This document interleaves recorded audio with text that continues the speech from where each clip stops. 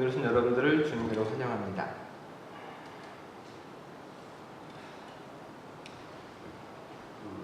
결혼기념일이라고 혜린이를 붙잡고 선물을 내놓으라고 협박을 하고 있었어요.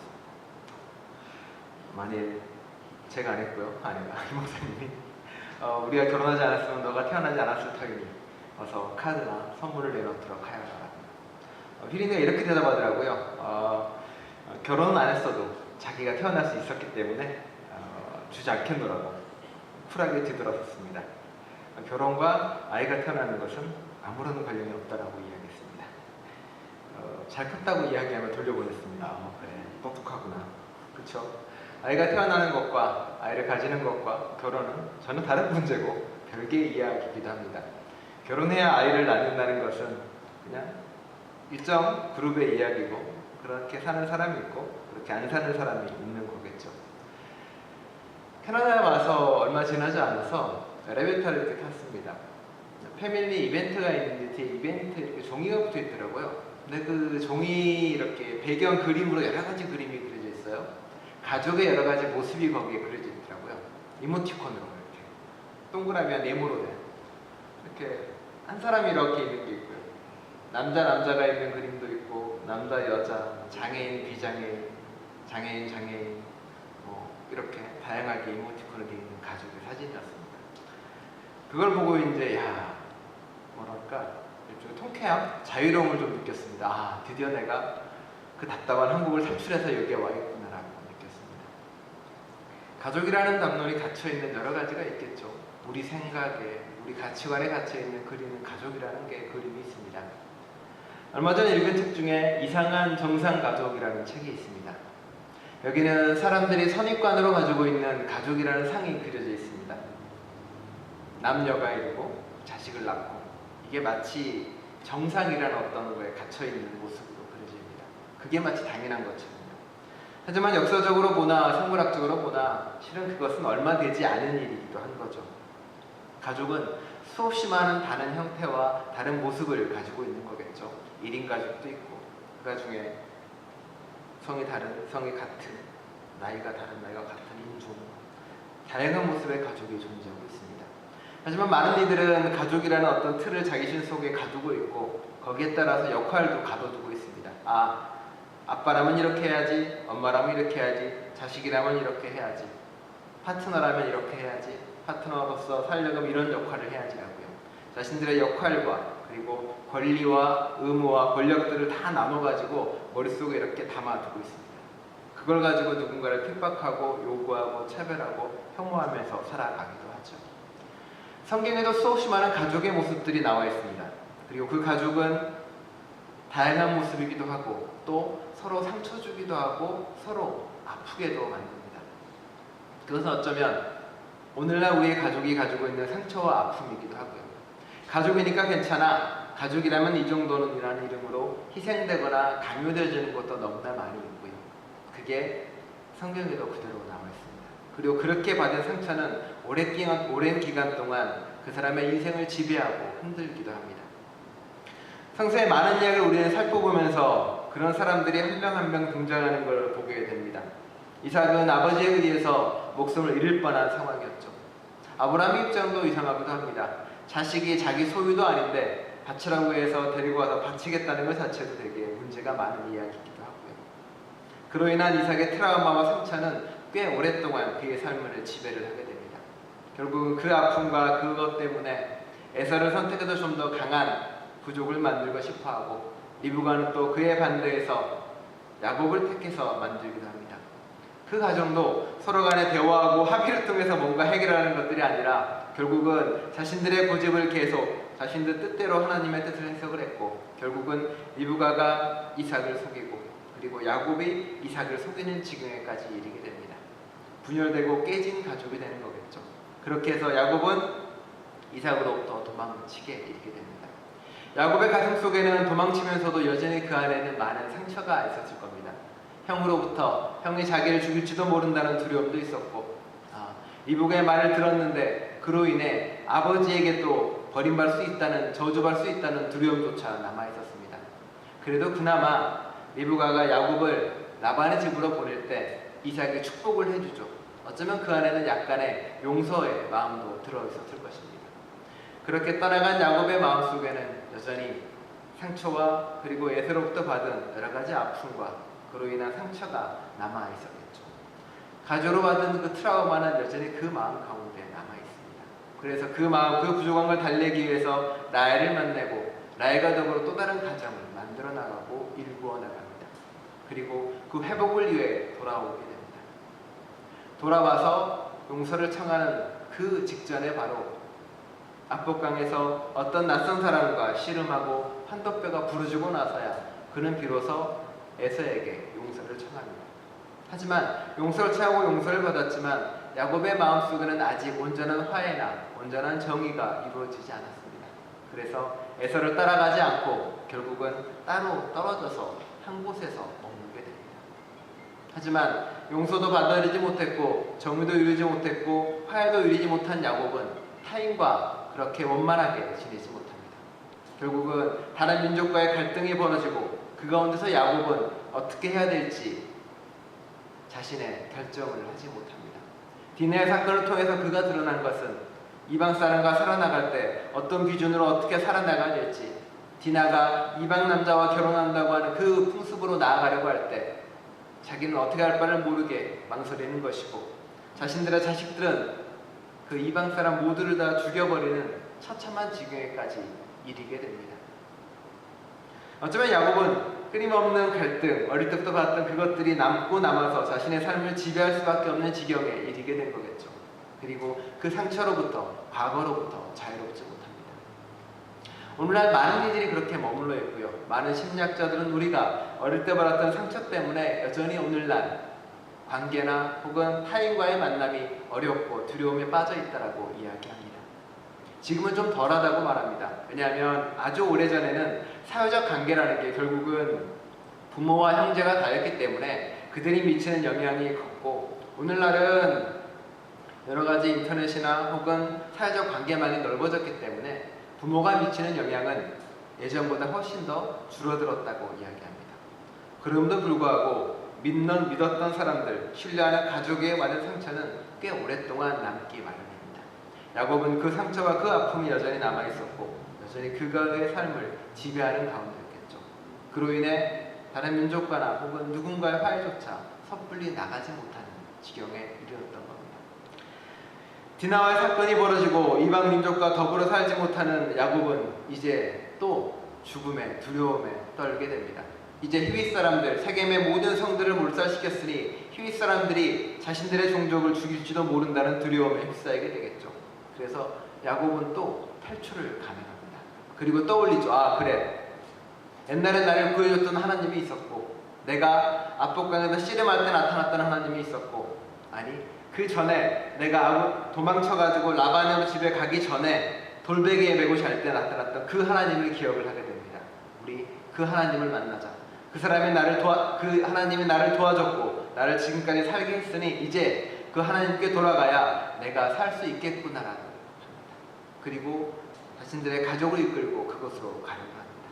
그곳으로 가기 전에 하려고 하는 것들이 뭐냐면, 이제 그러면 내가 베델에서 약속했던 그 하나님을 섬겨야 되니까 일단 너희가 믿었던 이방신을 다 덮자. 이방신도 다 버리고 너희가 귀고리도 다 버려라. 귀고리가 상징하는 건 노예로서의 삶을 상징합니다. 어떤 가치관의 노예거나 욕망의 노예로던 어떤 그런 상징이겠죠. 땅을 파서 다 거기다가 묻어버리자라고 말합니다. 그리고 길을 떠납니다. 그래, 다시 내가 하나님의 삶을 살아갑니다. 희한하게도 히윗 사람들이 그 야곱의 부족을 쫓아가지 않습니다.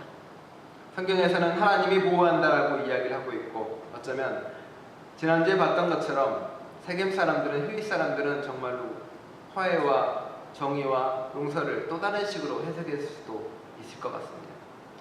자신의 모든 걸 버리는 야곱에게 하나님이 하신 말씀이 있죠. 이방 신들을 다 내어놓고 그리고 몸을 깨끗이 씻고 옷을 새롭게 갈아입으라고 요구하십니다. 야곱이 자신의 가족들에게 그렇게 요구하는 겁니다. 그렇게 하자. 그래야 우리가 새로운 삶과 새로운 하나님을 만날 수 있다. 너희의 옛날의 과거를 다 덮어버리고 과거도 잊어버리자. 그리고 이방신도 잊어버리고 그리고 새로운 삶을 살아가자. 그리에 결단을 하고 하나님께 나아갑니다. 그리고 하나님이 다시 그에게 나타나서 또다시 이스라엘이라는 이름을 허락하게 됩니다. 그리고 야곱에게는 또 다른 사건이 벌어집니다. 야곱에게 벌어지는 사건이 네 가지 사건이 벌어지는데, 첫 번째는 리브가의 유모인 드보라가 죽습니다. 뜬금없이 갑자기 왜 리브가의 유모가 등장을 하나라고 생각할 수도 있습니다. 한 번도 등등하지 않았던 사람이거든요. 야곱의 삶을 지배하는 것 중에 하나가 자신의 어머니입니다. 어머니가 시켜서 했던 많은 일들이 있었고 자신을 사랑했던 사람이기도 합니다. 좋은 기억으로 남았고 사랑받았던 기억으로 남았고 그 사랑이 자신을 지배하는 것 중에 하나였겠죠. 그런데 과거의 단절인 것처럼 그 리브가의 유모 드보라가 죽습니다. 어쩌면 드보라는 야곱에게 남아있는 유일한 리브가의 기억을 간직한 사람이었고 리브가의 이야기를 할 수 있는 사람이었을 수도 있습니다. 이제 그 드보라가 죽음으로 해서 그는 온전하게 리브가로부터 벗어난 어머니의 상처, 어머니가 줬던 사랑, 어머니가 줬던 그 무언가로부터 독립된 존재로서 야곱이 됩니다. 이제 그는 서남이 또한 어머니로부터 독립된 한 존재가 된 거겠죠. 그 다음에 또 누가 죽냐면 라헬이 죽습니다. 라헬의 죽음에 관해서 라헬의 설교 때 말씀을 드렸지만 라헬은 여기서 목숨을 잃음으로 같이 우는 자로, 그리고 아픈 사람들, 힘든 사람들과 같이 우는 존재로 다시 상징으로 태어나게 됩니다. 라헬은 야곱이 사랑했던 사람입니다. 리브가가 자신을 사랑을 받았던, 사랑을 줬던 사람이라면 라헬은 자신이 사랑을 베풀고 함께했던 사람이죠. 그 사랑과도 단절이 이루어집니다. 야곱은 이제 사랑받고 사랑 주는 존재로부터 단절돼서 온전히 또 다른 개인으로 서게 됩니다. 그리고 또 다른 단절이 벌어집니다. 그 뒤에 벌어지게 되는데, 하나는 이삭이 죽습니다. 이삭은 자신의 미워하고 상처 줬던 아버지입니다. 편애함으로 해서 혹은 저주할지도 모른다는 그 두려움에 상처 줬던 사람입니다. 이삭의 죽음으로 인해서 야곱은 아버지로부터 단절된 존재가 됩니다. 또 에서가 화해하는 사건이 벌어지죠. 에서가 화해를 했는데 아버지와 에서와 야곱이 함께 장사를 지냅니다. 그리고 화해한 건 어떻게 드러나냐면 그 다음 장에 보면 함께 살다가 에서가 떠납니다. 우리가 재산이 너무 많아서 함께 살지 못하겠다라고 하면서 에서가 딴 곳으로 가버립니다. 이제 야곱은 과거로부터 온전히 단절된 존재가 됩니다. 사랑하고 사랑받던 존재도 더 이상 아닌 거고 미워하고 미움받던 존재도 아닙니다. 이제 온전하게 하나님 앞에 서는 존재가 됩니다. 이제 그는 비로소 이스라엘이라는 이름을 얻게 됩니다. 바로 그 장이 이스라엘 이름이 여기에 등장한 이유입니다. 이스라엘 이름을 가운데 있는데 그 야곱에서 이스라엘의 이름을 바꿨음에도 불구하고 이스라엘이라고 불린 적은 지금 나온 거 이 장에서 딱 두 번 불리죠. 라헬이 그리고 라헬이 죽고 나서입니다. 사랑하는 사람도 잃고 가장 낮은 자가 되고 아무것도 없는 존재가 됐을 때 그는 다시 이스라엘이라는 이름을 불리게 됩니다. 하지만 또 얼마 지나지 않아서 그 이름을 또 잃게 되고 다시 야곱으로 불리게 됩니다. 과거로부터 단절되고 과거의 상처로부터, 과거의 영광으로부터, 과거의 어떤 것으로부터 떨어지고 온전하게 미래를 위해 준비된 야곱 앞에 또 다른 사건이 펼쳐집니다. 뭐죠? 바로 자신의 또 다른 아내 빌하를 르우벤이 범하는 사건이 벌어지죠. 성폭력의 사건이 그 안에서 벌어집니다. 그런데 야곱은 아무런 응대를 하지 않습니다. 이름이 바뀌어버립니다. 또 이스라엘이었다가 르우벤 사건이 벌어지자 그 뒤로부터 다시 또 야곱의 이름을 다시 돌아가게 됩니다. 이스라엘과 야곱을 끊임없이 반복합니다. 이 성폭력 사건을 통해서 야곱은 어느 것 하나 제대로 대응하지 못하고 응대하지 못합니다. 저 뒤에 한번 등장할 때 야곱이 뭐라 그러냐면 르우벤에게 받은 복을 모두 거두어버리고 장자권도 다 뺐습니다. 그런데 빌하의 성폭력 사건을 통해서 빌하의 마음에 공감하는 것이 아니라 르우벤이 아버지의 침상을 더럽혔다는 이유입니다. 네가 내 것을 뺏어갔으니까 너의 복을 모두 다 거둬들이겠다라고 이야기를 해버리는 거죠. 그래서 그는 끝내 이스라엘로 가지 못하고 야곱에 머물면서 삶을 계속 반복하는 삶을 살아가게 됩니다. 빌하의 사건도 있고 그 뒤에 이제 수없이 많은 성경에 나오는 성폭력 사건들이 있습니다. 그리고 저 마지막 뒤편에 그 성폭력 사건의 결말처럼 드러나는 게 다윗과 밧세바의 사건이고요. 성경도 이 사건들이 계속 이어지면서 드러나는데 다윗과 밧세바를 통해서 밧세바가 어떻게 성폭력 범한 사람들에게 보복이 이루어지고 정의가 이루어지는지 그 뒤에 또 보여주게 됩니다. 그걸 그 흐름으로 따로 보고 알 수 있는 거겠죠.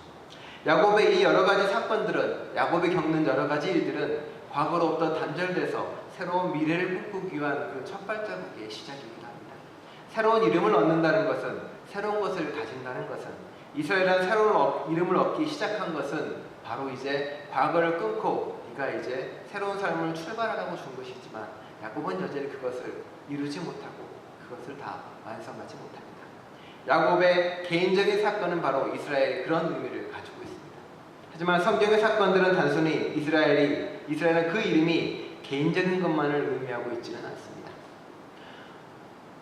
이스라엘이라는 이름에 대해서 깊이 생각하거나 고민해 본 적은 없으시겠죠? 당연히죠. 그 이스라엘은 야훼를 믿는 사람들입니다. 그렇죠? 엘신을 믿는 사람들은 아니고. 근데 왜 이스라엘이라고 했을까요? 야훼 이런 말은 안 쓰고요. 이런 거라고 생각하시면 됩니다. 그게 뭐야라고 어렵게 생각할 수 있는데, 제가 이제 개명을 합니다. 아 그래, 이스라엘 캐나다 시민권 얻었으니 개명을 해야지라고 했는데, 연목사에 개명을 했는데 이름을 연보살로 바꾼 거예요. 그럼 사람들이 생각하고 저 사람 목사인데 왜 이름을 보살로 했지? 혹은 연부처, 이런 식으로 바꾼 거죠, 이름을. 그럼 사람들이 또 어떻게 생각하는데, 저 사람은 목사인데 이름이 왜 저렇지? 라고 생각을 하는 게 당연한 거겠죠. 실은 그 정도인 겁니다. 야훼를 믿는 다윗인데, 야훼를 믿는 야곱인데 이름에 갑자기 다른 신의 이름이 들어간 겁니다. 31장에 보면은 야곱에게 빨리 나와서 아버지의 땅으로 가라라고 말한 신은 야훼입니다. 야훼라는 신이 야곱을 불러서 고향 땅으로 가라고 이야기했는데, 고향 땅에 들어간 야곱은 이름이 바뀐 게 이스라엘이라는 이름으로 바뀌어버립니다. 신명이 바뀌고 신의 이름이 바뀝니다.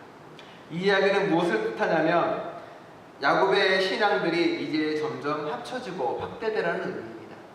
야훼 신앙에 머물렀다면, 족장 신앙에 머물렀다면 이제 너희가 가나안 땅으로 가서, 다른 땅으로 가서 신앙이 점점 확대되고 있다는 의미입니다.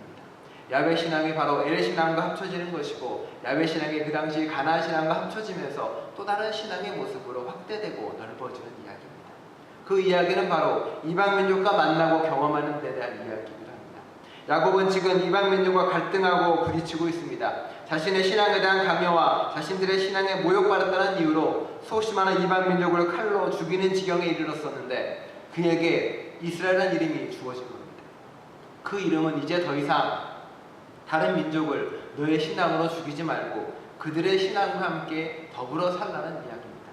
이스라엘이라는 이름이 주어진 것은 바로 가나안의 신 이름이 엘인데, 그 신의 이름이 야곱에게 주어진 것은, 야훼를 믿는 그 신앙 가운데 그 이름이 주어진 것은 바로 네가 이제 그들과 더불어 함께 살아가고 더불어 살아가는 그 이름으로 준 것입니다.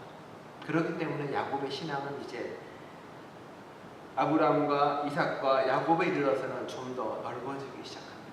내 고집, 내 가치관, 내 것을 구집하는 것이 아니라 그렇게 죽이고 싸웠던 이방 민족과 넘어서서 함께 하라는 고백이기도 합니다.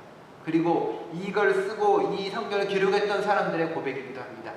끊임없는 이방 민족과 싸우고 부딪혀 왔는데, 아니야, 우리의 이름은 이스라엘이야. 다른 민족과 함께 더불어 살아가는 것이고, 내 신앙이 그들과 부딪혀가며 바꿔가는 거야. 내 가치관, 내 믿음, 내 신념이 다른 사람과 더불어 부딪혀가면서 변화하는 것이 곧 신앙이야라고 이야기하는 것. 그게 바로 이스라엘이라는 이름이 가진 의미이기도 합니다. 그래서 바로 그 다음 장에 뭐가 나오냐면 에서의 족보가 나옵니다. 에서가 족보 중에 제일 깁니다. 그리고 가장 많은 민족의 이름이 거기에 들어가 있습니다. 그래, 네가 지금 싸우고 있는 그 민족이 실은 다 에서의 자손들이고 너의 형제들이야.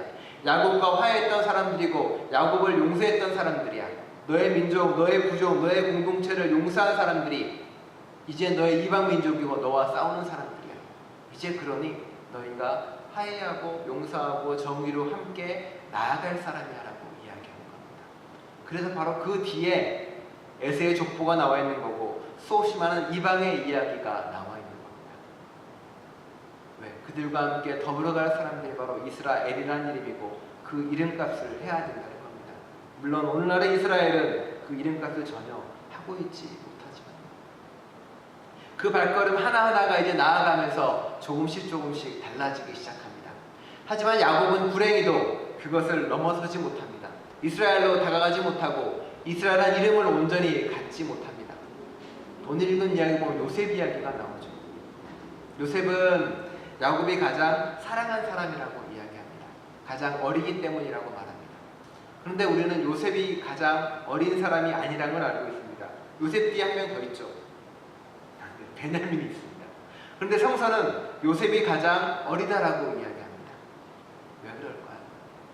야곱은 아직 라헬로부터도 온전히 벗어나지 못합니다. 베냐민은 어떻게 보면 자기가 사랑했던 라헬을 죽이고 나온다는 생각이 있습니다. 드라마나 책이나 영화에서 워낙 많이 나오는 이야기니까요. 라헬은 베냐민을 낳으면서 생명을 거둡니다. 어쩌면 야곱은 베냐민을 볼 때마다 라헬의 죽음이 떠올랐을 것이고 그를 볼 때마다 측은한 마음과 일종의 원망하는 마음이 뒤섞여서 베냐민에게 드러날 수 있습니다. 하지만 요셉은 자신이 사랑하는 온전한 라헬의 자손이었기 때문에 가장 편애하고 베풀기로 했었던 거겠죠. 그래서 요셉에게는 좋은 옷을 입히고 편애를 시작합니다. 과거로부터 온전히 독립하라고 하나님은 이스라엘 이름을 줬고 그리고 많은 사건들을 줬지만 온전히 벗어나지 못한 야곱은 여전히 과거에 묶여 있습니다. 태어나지 못한 채 미래로 한 발자국도 나아가지 못합니다. 그래서 그 사건이 바로 이제 요셉이 팔리는 지경에까지 이르게 됩니다. 요셉은 레아의 자손들하고도 친하게 지내지 못하는 것처럼 보입니다. 요셉은 비라와 실바의 자손들하고만 같이 양을 치러 나가고 그 형들과 지내는 것처럼 보여지는 거고요. 요셉은 결국 아버지의 편애 가운데 또 다른 길을 걸어가게 됩니다. 성경은 요셉을 통해 야곱이 이루지 못한 또 다른 것들을 꿈꿉니다. 옛날 이야기처럼 있었던 일들을 그대로 기록하는 게 성경이 아니기 때문에 요셉이 가지고 있는 것은 과거에 이삭, 아브라함, 야곱 이 모든 사람이 해결하지 못했던 것을 요셉에게 또 이어져 가는 겁니다. 성경은 해결하지 못하는 것들 그리고 지금 문제 있는 것들이 조금씩 나아지는 것을 보여주는 거예요. 요셉의 이야기는 어떤 것을 표현하고 있을까요? 여러 가지 얘기가 들어있습니다. 요셉은 형제에게 버림받고 죽을 뻔합니다. 그렇죠? 그것은 마치 아브라함에게 죽을 뻔했던 이삭의 트라우마와 그리고 에세에게 죽을 뻔했던 야곱의 트라우마가 요셉에게 모두 들어가 있는 거기도 합니다. 또한 요셉은 이방 민족에게 팔려갑니다. 이방 민족과 싸우고 부딪혀가면서 디나 사건이 벌어지고 그로 인해 수많은 이방 민족을 죽였던 그 사건의 트라우마를 그대로 요셉은 가지고 들어가는 겁니다. 이제 그는 이방 민족 가운데 더불어 살아가야 될 숙제를 또한 가지고 있습니다. 그리고 들어가자마자 보디발의 아내와한테 성폭력 사건이 벌어집니다. 그 가운데서 비라가 겪었고 소심한 하갈이 겪었던 성폭력 사건이 그대로 요셉에게도 벌어집니다. 그 사건이 어떻게 영향을 미치는지 또한 그대로 이어져 가는 거겠죠. 또한 야곱과 별로 대화도 하지 않았던 하나님, 별로 침묵에 있었던 하나님이 요셉의 때도 마찬가지입니다. 요셉에서도 침묵하고 말하지 않는 하나님이 등장을 합니다. 그래서 그 신앙이 그대로 요셉에게 이어져가고 흘러가게 됩니다. 성경의 이야기는 우리에게 많은 질문을 던지고 또한 많은 답을 주기도 합니다. 그리고 해결되지 못한 문제는 그 후손에게 계속 이어져가면서 조금씩 해결되려고 애를 씁니다. 어제 그 잠깐 TV 프로그램 누가 한 말인데 역사가 만들어놓은 성과는 늘 언제나 쓰레기와 숙제를 남겨놓는다고 이야기합니다. 쓰레기는 치워야 되고 숙제는 해결해야 된다고 해요. 성경의 이야기는 늘 언제나 이야기 하나하나가 끝날 때마다 쓰레기를 남겨놓거나 숙제를 남겨놓습니다. 성폭력 사건이라는 쓰레기도 있고요. 그리고 여전히 해결되지 않는 트라우마가 숙제처럼 남아있습니다. 그거를 요셉이 이어가고 또 누군가가 계속 이어가고 있습니다. 부활절기를 보냅니다. 부활절은 예수님이 그냥 부활했다가 일어났다는 그 생물학적인 부활을 이야기하는 것이 아니라고 이야기했습니다. 부활은 예수의 진리와 예수의 사건이 무한히 반복되고 끊임없이 이어진다는 사건이기도 합니다. 예수의 이야기가 거기서 멈추지 않고 그 제자에게 이어지고 또 우리에게도 이어지는 것처럼 어쩌면 우리는 성서가 우리에게 남겨놓은 수많은 쓰레기와 숙제들을 치워야 되는 사람들입니다. 그리고 그 숙제와 그 쓰레기를 치우기 위해 우리는 어쩌면 성경이 우리에게 준 이름을 새기고 살아야 됩니다. 야곱이 이스라엘이라는 이름을 온전히 자신의 이름으로 하지 못했지만 우리는 최소한 그 이름을 가질 수 있는 그리스도인들이 되어야 됩니다. 누군가와 끊임없이 화해하고 용서하는 존재로 나아가야 되고, 나와 다른 사람과 더불어 살아가는 것을 위해서 씨름하고 애써야 되고, 혹은 내가 부모로부터 혹은 내가 과거의 수많은 상처로부터 사로잡혀 있다면 거기로부터 단절되고 끊어야 되는 삶을 살아야 되는 것이고, 혹은 내가 가족의 멤버로서 내가 아이들에게 혹은 나보다 약한 사람에게 끊임없이 상처를 주고 의무란 이름으로 권력을 행사하고 권리란 이름으로 폭력을 행사하고 있다면 그것 또한 다 끊어내고 나아가야 된다는 것. 내 머릿속에 사로잡힌 가족이라는 관념들, 내 머릿속에 사로잡힌 이게 정상이라는 모든 생각들을 끊어낼 때 비로소 우리는 야곱이 얻지 못했던 이스라엘이라는 그 이름을 가질 수 있을 것입니다. 여신 여러분들은 부디 부활절기 남은 절기를 보내면서 이스라엘이라는 이름에 걸맞는 사람으로, 그리스도라는 이름에 걸맞는 사람으로 삶을 살아가시는 저와 여러분 되시기를 간절히 축원합니다. 기도하겠습니다.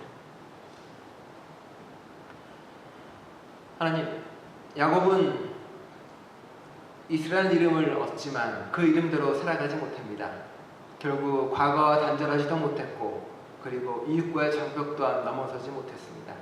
여전히 이웃 부족과는 갈등 관계에 있었고, 여전히 과거로부터 헤어나지 못한 채 현해와 그리고 누군가에게만 집중된 잘못된 예정으로 자신의 생을 마감하고 그리고 자손들을 고통에 겪게 만듭니다. 그 아픔과 절망은 누군가에게로 이어져 또 다른 숙제가 되고 또 다른 짐이 되기도 합니다. 주님, 저희가 삶을 살아가면서 누군가에게 그런 잘못된 짐을 넘겨주거나 혹은 잘못된 무언가를 행사하는 저희 되지 않게 해주시고, 이스라엘 이름처럼 저희 또한 경계를 넘어서 하나가 되는 공동체로 나아갈 수 있도록, 우리 또한 개인이 그런 사람 될 수 있도록 저희와 함께하여 주옵소서. 예수 그리스도의 이름으로 기도드립니다.